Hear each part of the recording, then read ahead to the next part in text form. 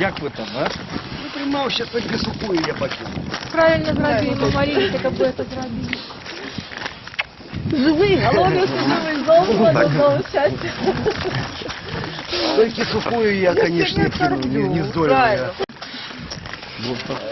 Фоткую, я не викликали, але ж привозять туди в СМП і кажуть, що операцію їм не треба, коли не треба операцію, значить везіть на вони не дають ніяких так, ну, допомоги такої, апроч хірургічної не роблять.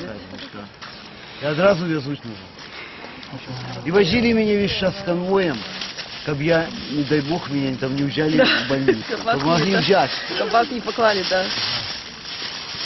Ну и что у вас так само? Ну, хоть уже не у Фейсбуку. Дай бог.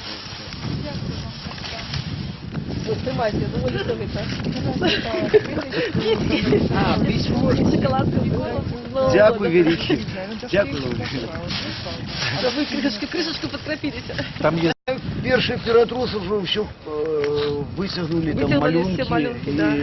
ну, там я почав ну, оповідання писати Сону Миколову ночь, і я не разом со скаргами это все. И больше я уже думаю, сенсу нема, бо адмітуться. отметусь и все, нічого не застанет. Вже у хаті що не висить.